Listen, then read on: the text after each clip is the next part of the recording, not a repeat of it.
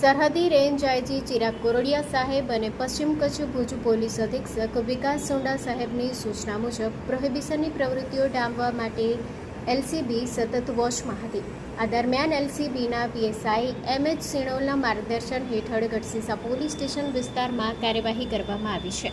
એલસીબીની team Darsadi ગામના પાટિયા પાસે પેટ્રોલિંગમાં હતી. ત્યારે એએસઆઈ નિલેશ ભટ્ટને ચોક્કસ બાતમી મળી હતી કે ભાવસંગજી ભગુભા જાડેજા રહેવાસી દરસડી અને રામસંગજી દોલુભા જાડેજા રહેવાસી ચુંડીએ મફતનગરની ખુલ્લી જગ્યામાં ગાડીઓમાં વિદેશી દારૂનો જથ્થો છુપાવી રાખ્યો છે અને તેઓ તેને સગેવગે કરવાની પેરવીમાં છે.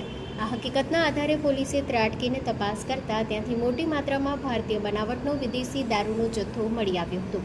પોલીસે ઘટના સ્થળેથી 1026 બોટલ દારૂ અને 3 વાહનો સહિત કુલ 23,06,000નો મુદ્દામાલ કબજે કર્યો છે.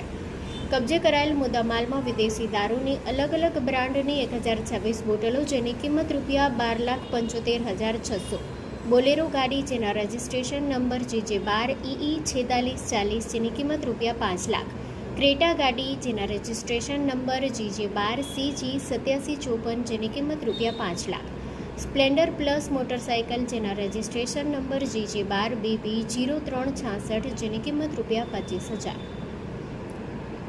પોલીસે આ મામલે કાયદાના સંઘર્ષમાં આવેલ બાળકિશોરની અટકાયત કરી છે. જોકે 2 મુખ્ય આરોપીઓ ભાવસંગજી જાડેજા અને રામસંગજી જાડેજા પોલીસને જોઈ નાસી છૂટવામાં સફળ રહ્યા છે, જેમને પકડવા માટે ચક્રો ગતિમાન કર્યા છે. ગઢસીસા પોલીસ સ્ટેશનમાં ગુજરાત પ્રોહિબિશન એક્ટની વિવિધ કલમો હેઠળ ગુનો રજીસ્ટર કરવામાં આવ્યો છે.